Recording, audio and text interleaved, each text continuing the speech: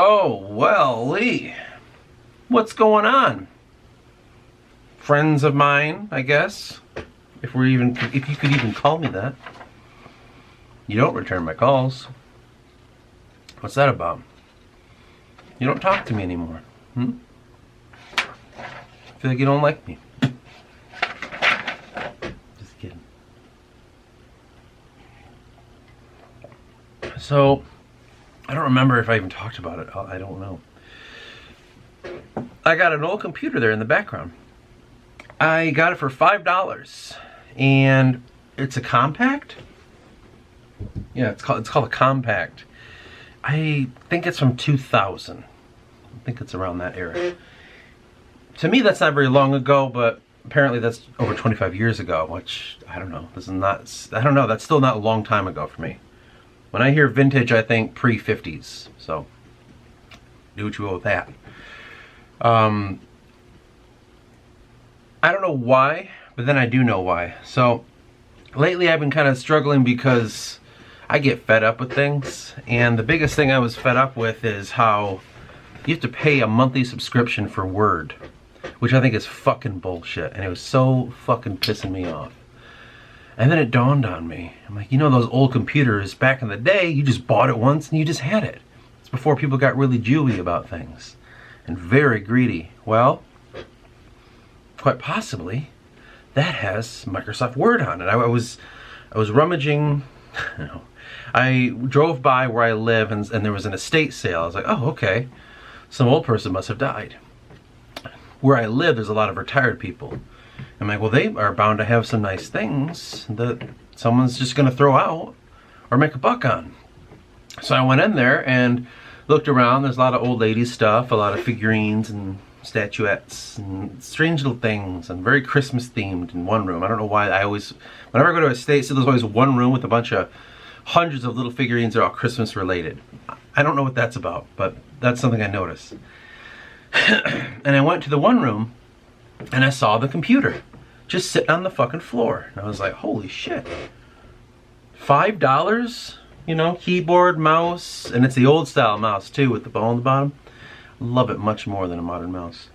And it's the tower and the screen. I'm like, for $5 here you go. I'll be right back, get my truck. And so I loaded it up. It had that smell to it, you know, and when I brought it home, I turned it on. Oh my God, it would barely work. It just could not run programs. It just couldn't do it. It just didn't know how to turn on the programs and shit.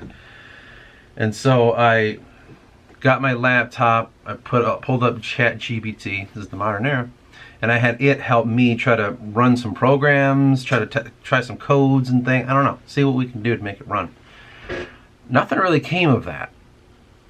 I kept turning it on, turning it off, turning it on, turning it off, because it would try to start up and it just couldn't. I don't know how to word it. Like, it didn't understand how to load up its software, you know, Windows 98. And I was like, oh man. But I decided, well, I don't know much about electronics at all, but I do know about some mechanical things. Maybe it just needs a good cleaning. Maybe that's why I can't run programs. It just needs to get cleaned. Because, I don't know, maybe things are overheating or things are, I don't know. And broke her open, cleaned the shit out of it. It was so caked in dust.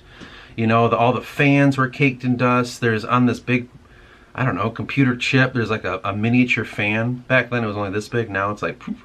But there was like a fan on a processor and it was coated in dust. So I cleaned everything out. I cleaned the whole fucking thing. All the dust, gone. Turned it back on, it works fine. Nothing wrong with it. I was like, oh, okay. So there still is that mechanical nature to it.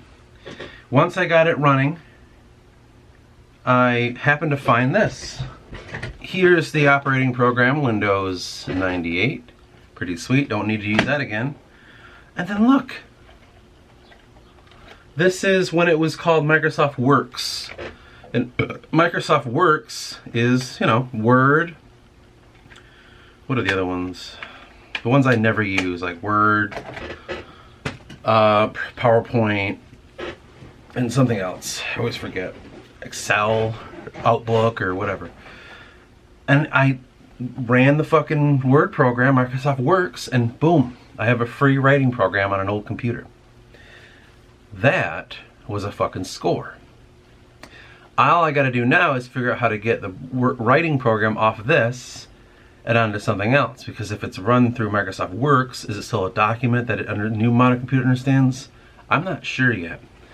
Once I get to that point, I have my writing computer. I also thought about a printer with it's a USB to one of those SDSC, I don't remember what they're called, but the old school printer cables that they used to make. I gotta see how to get a printer to work on that thing. We're not quite sure yet. It's all in the air. But so far, so good. My avoidance of wanting to pay money to fucking greedy people is slowly working out for me.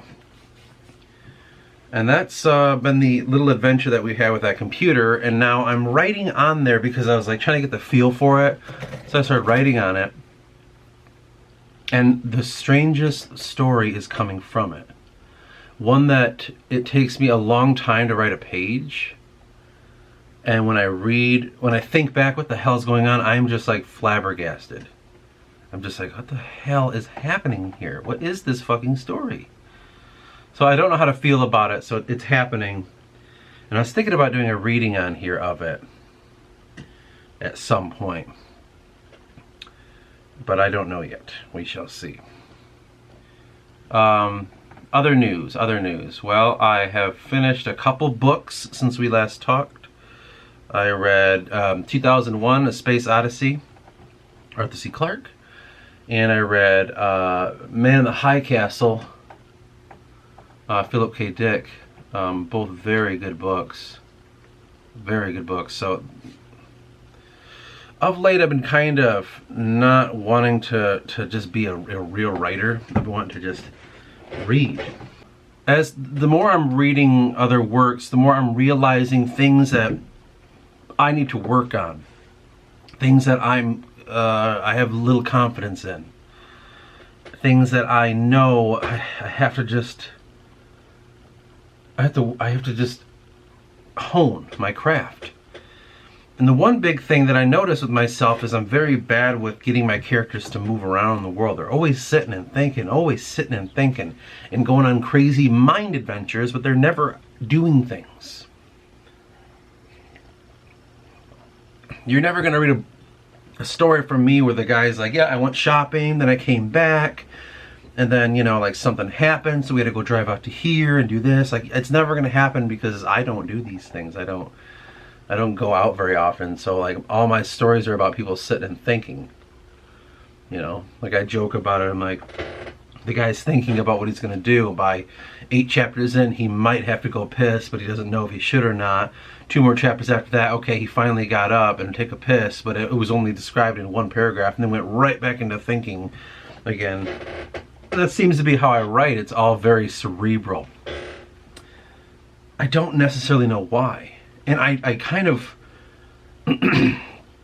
I'd like to write more physically, you know, but when I do, I just get bored of it. I don't really want to, I'm just like, ugh.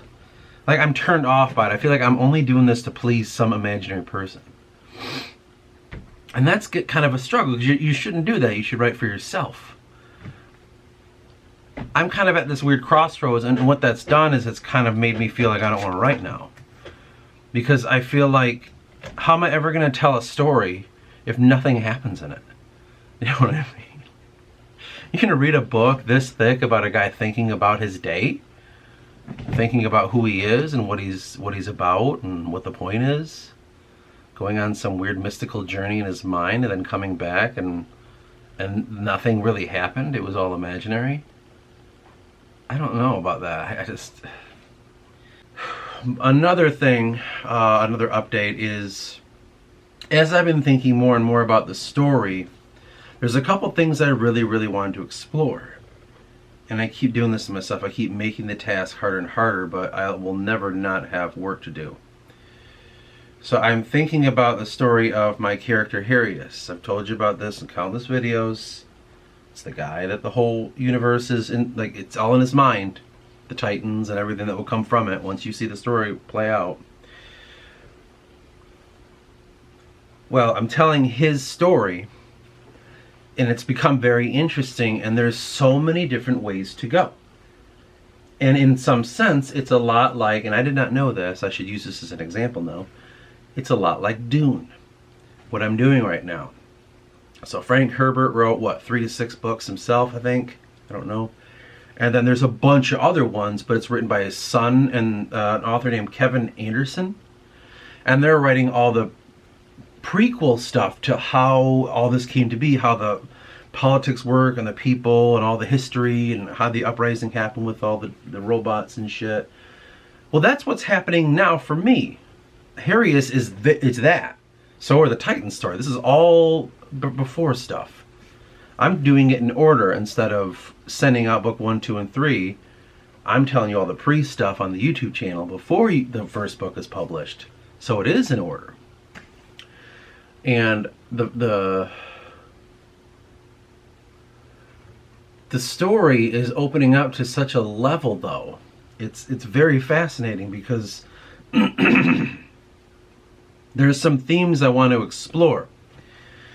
So one of the things that's going on in the universe of Harrius is it's kind of going to be sci-fi in a sense, because the world full of people, somehow we deduced that God has left. He's cut himself off. There finally has been a break of God consciousness. And because that happened, people in this new universe that Harrius finds himself, certain people that were very religious had a schizophrenic break. And they went feral. And in some ways it was because, as I explained, when you go back to your baser human nature, the fear of just the hum of your refrigerator in that moment when it was fine, now it's not, terrifies you so deeply. The fear of all the electronic lights and LEDs around you freak you the fuck out because you went back to being an animal again. And so people go on this crazy frenzy. It's kind of like being a zombie, but it's the opposite, where they don't just eat brains and shit, they go crazy and kill people. And so, which that has a lot to do with, you know, serial killers and the crazy stuff that happens in our world, but whatever. Now, that's going on, and so there's a plague happening in Harrius's life. And so he's living through that, and then that's where the stories take place. But that was one thing I want to explore, is that frenzied state. But the second thing was, another group of people came around, and these are the people that conjoined themselves with AI. They integrated themselves with the machine. What is that thing they say? Transhumanism. They've learned how AI to manipulate and recreate what's in their brain, and somehow they were able to extract consciousness, and these people put themselves into the internet. And what I really want to explore was, first of all, like, what is malware to a consciousness, and firmware, and what are viruses, and how does AI work, and all that stuff. Like, how does that affect if you're a consciousness? But two was, eventually, when the grid goes down because the world's fallen to ruin, these people that went into the internet with their soul, their consciousness, what happens to the internet when there's no electricity? You know, is there a source of the internet, like our internet now? It's like, is there like this hub, this building where the internet is like actually at, and all our computers are strings to it? Is it this ethereal thing? Like, where does the internet exist? If you turn off electricity, what happens to the internet? Does it disappear, or does it exist somewhere? And that, do the minds that have integrated with the machine, do they just go away and die? Or do they go somewhere? And so that's the second thing I want to explore with the story. So that would be the sci-fi part. I don't know anything about computers. I would love to sell this story to somebody. I can tell you the whole story, but you can write it. I don't want to fucking do this, but whatever, we'll figure it out. And so that's what's something fun to kind of think about, like what happens to human consciousness when it integrates with the machine, but also what happens to that internet when it's gone. You know? Is it a world? So these are the kind of things that are going to happen in the Harrius story. over time, but the big one is, what is, you know, religion to somebody who it fell away from them and it's gone? What is the frenzied state, this animalistic state? How can we rise above it? And what is Harius in all of this? And how does this all lead to the actual story of the Titans that eventually comes? So I'm at this kind of crossroads where I'm like, okay, I have my Harius story that I finally put onto my laptop. That's that. Then I have another stranger Harius story that I'm doing on this computer here, the one that I just didn't plan and now it's happening. It's really crazy. I'm like, I don't know if that's connected or not. And then I have it finally connecting back to the story that you've already heard on the channel, which is the story of the Titans and all that shit. So all of these things I'm trying to like puzzle piece together. And in some sense, what you're witnessing with these, once I finally release them, and then the Titan story, the Forgotten story that's already on this channel, this is going to be the first book that I'm going to publish. This is just a rough draft. You're kind of getting to hear a rough draft of the story, you know, minimally edited and mostly just stream of consciousness. None of this is fucking planned. So once I get to the end and conclusion of the story of Dovin Thies and Harius, I was going to finally sit down and really edit it and then publish it as a book and say that's the first of the Forgotten series. We'll come up with a better name. But I wanted you to kind of know like what you're witnessing when it comes to the stories on the channel, which I know it's very minimum because it takes me a while because, you know, working full time, it's a lot of energy. You're witnessing the creation of a myth. That's why it's called just a myth. And it's taking me a while to do, but once I do it, it's like, think of it like you're getting a sneak peek of something that's going to happen. I think it's going to be very good. So in some sense you could say, oh man, like I saw this crazy book before it was even published. I was watching it slowly being made by this guy who had no clue what he was doing and was always fumbling around and like fucking around and not writing, and everyone would get frustrated at him because he's just not writing it. Instead he's rather just like thinking like, what if I got an old computer that I can write on that? What if I got another laptop? Or what about another typewriter, you know? It's getting caught in all the dumb shit and not writing. But I thought it was kind of, I've always thought this, I want you to see the behind the scenes, the day-to-day, just the me, before the books are published, so there's no question. You're not going to read it and be like, what was he like? You know, like, what kind of person is that? Like, what did he mean when he wrote this chapter? I'm going to sit here and be like, I don't know what I meant. I was writing and it happened and even I was like, what the fuck? I want to give a real exploration of what it was like for me to create this before it even gets popular. And that was the whole point. Because I feel like it's that good. I feel like it's good enough where people are really going to like it. I want to give certain people a sneak preview of what it is. So I thought maybe because I've been dragging my feet so much, what I should do is read what I have there on the computer there. And so maybe that'll be my next video. It's just going to be a reading. It's like 7 pages. It's not anywhere near done, but it's just to get you into like what the fuck's going to be coming. And it's going to be very strange. It would be very strange, but I will send that out and you can kind of do with that what you will. This channel is very strange, I understand. It's very niche. You have to really wanna. If you don't want it, then you don't want it. And it's just gonna be that way. It's funny like that, you know? It's not a channel that people are just gonna find. It's like, what the fuck is this shit? What are we talking about? Why is it always changing? I thought it was crucial to be me, not a concept.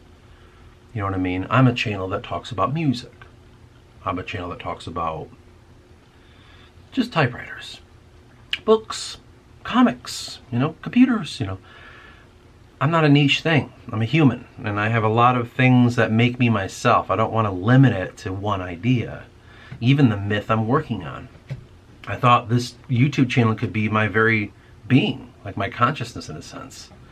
this is who I am as a human being, and all the complex idiosyncrasies that come with it. Some days I want to talk to you about my annoyance of politics. Other times I want to talk about this computer here, or the books I've read, or what I'm working on, or my job, or what I think consciousness is, and what I think human beings are, and what are the gods. And I just feel like I'd rather watch that than just a channel that's only devoted to, I don't know, one thing. You know, I only talk about sci-fi books or something. You know what I'm saying? Like, it's cool, there's nothing wrong with that, but I don't want to do that. I just feel like it's limiting. I always hate limited things, and I'm always looking to reach farther and farther with what you can do. And so, in a long roundabout way, this whole channel is the creation of a myth. But at the same time, it's the exploration of a human being, just day to day, in your case, week by week. I thought that'd be a very good idea to just do it. Why? I don't know. I really keep thinking I'll figure out why I'm doing all this and tell you, but every time I'm like, I honestly don't have a clue why this is all happening. Not a goddamn clue. But I do know it's very important for me to create what I'm creating, and to write this story of Herius, and to write the story of Dove and Thies. Subsequently, all the other characters that will come from this. Like I told you before, there's going to be so many stories coming, and it's like my Silmarillion. It's like in the Dune series. It's like all those previous books that lead up to the first Dune book. That's what I'm working on. I'm trying to tell you all the story of this fucking crazy shit before I publish my book 1 that takes place thousands of years after all this. And seemingly has nothing to do with it. I think my only problem is I run over here and do this, I run over here and do that, I run over here and do this, and then I don't complete things. I'm sitting here writing another goddamn story of Herius when I should be working on the one in front of me. So, because I hate editing so much. I want someone else to do it. But yeah, I think once we figure out all this goddamn shit, we'll be progressing ourselves enough where we can finally get out these stories, and so I can really focus on not having them stuck in my head all the time. The only crazy thing is, it's all stream of consciousness. Everything that I do is turn off your mind, relax, and float downstream. Everything I do. Not how do I feel, how do I think, like, no, just do. So sometimes, because I'm doing that, when I read you this story on this old computer over here, you'll understand why. It just keeps doing things, and I'm going with the flow to the point where I'm like, what the fuck is happening? You know what I'm saying? Like, what the fuck is happening? It's almost like I'm doing my own psychotherapy, where I'm hypnotizing myself and just letting out everything in my head and forming stories with that. And there's times where I'm just like, what? I don't understand this story. I don't understand what the hell I'm doing. I don't get this. Like, it's confusing. It really is. Sometimes I'm just like mind blown at the fact that this is all even happening. And I'll get to a point where I'm like, now we're in a deep, dark cave, and I'm on a journey with these people that are parts of myself, and we've turned from one human into a fragmented group of people, and we have to bring them back into one again, so the door will open at the end of the cave. And I'm like, what conversations do they have? You know, like, that's what I mean. Like, sometimes it gets so weird that I'm like, I don't even know where to begin. I don't know what to do. I'm fucking at a loss. It's too much. And that's why, for me, it takes so long, because I'm just like, you know, the story of Herius turns into, like, now we're here in this old abandoned house, and there's a fucking ghost in it, but if you talk to the ghost correctly, he can allow you into the other realm from that point, blah, blah, blah. And then it's like, why? You know what I'll ask myself. But the stream of consciousness session will end because I ask why, and then it's like, oh fuck, now I gotta find my way back into that realm again. in my personal mind, I always call it realm work. R-E-A-L-M, realm. And I just think I'm just exploring realms, weird mental realms. I'm walking in rooms and telling stories by what's coming from that realm and trying to put it out here.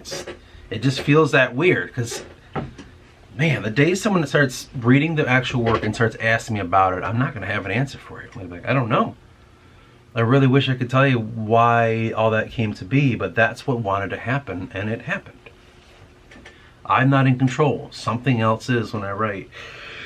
And it was, before I go, I was reminded of that when I was reading A Man in the High Castle by Philip K. Dick, where at the end of the book, one of the characters, Juliana, the woman, wanted to go and meet this author for certain reasons.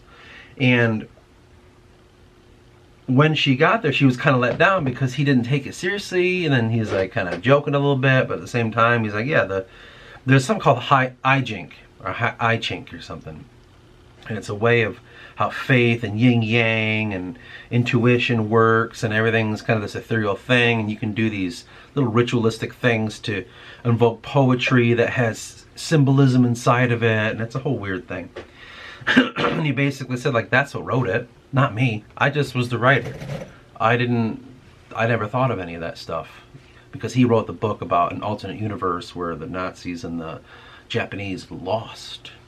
And she was like, how did you know about it? The whole ass thing. And in a sense, he's like, I don't know. I just wrote what it wanted me to write. And I've heard that sentiment said by many authors before. And it's true. I don't know where this comes from, these stories. I have no idea. I don't plan that much. I planned a long time ago, but now I'm finding I gotta ignore all that and I just gotta go with what I want. Because you're connecting an old idea with a new one, so it's weird. And I did that so long ago, now I'm just like sitting here wondering what's happening. I've told you before the story of Feast and Dove. I did not know any of that was going to happen. I still don't know what the hell that Quinlan scene was. What did Feast do to make Quinlan turn into that robotic state and shit? I don't even understand what happened there. I don't know. Or like, what the hell is Dove doing right now? Like, I don't know. I really don't know, but that's happening. And so we have to continue on. When I ended that scene where Dove was in the universe and he said it's a tomb and it's my tomb, and it just ended, I was like, what does that even fucking mean? How is that a tomb? The universe is a tomb? And are you the universe? I don't know. Harius. Who the fuck's Harius? I don't know what that is. And so, because I was in that much of a wonder, now that I'm writing the Harius scenes, I'm like, what do I tell? What story do I tell with Harius? And because I felt so lost, I told myself, why don't we just take that series of dreams that we had in one night and put them all together, change them a little bit, instead of you, now it's Harius in them. Let's see what comes out of that. And because I did that, now there's some philosophical questions to raise about religion, about AI, about consciousness, about all these other things. Like, oh man, there's things I can do here. Take some notes along the way to kind of plan a little bit, but still keep it ethereal. But like, I don't know. There's a part of me that once I tell you the Harius story, I'm kind of a little bit nervous to do that, because I'm like, I don't even know if this makes, like, this is just, I don't know. I have no confidence in this. I'm kind of nervous to tell you the story, because you're going to be like, what the fucking shit is this, man? This doesn't make any sense, But this is where faith comes in.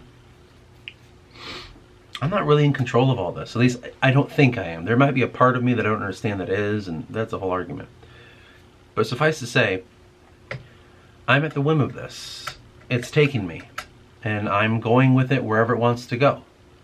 If it wants to tell a story about how the universe came to be and how it's all in the mind of a human being, that's what I gotta do, Whatever happens from that point, I'm not really sure. But the story knows what it wants to tell, and I can't deny it that. There's no way I could deny the story it's telling. I have to listen to it and tell the story with it. It just takes a lot of work on my half, because he's making me do some heavy lifting, the fucking asshole. But anyway, that's about all I have to say. This is a little update where we are. Hopefully that made sense to somebody. I don't know. We shall see. But I should probably send this out, and then that way I can say I've done a video for the week. We'll see what we do next. I'll see you next time.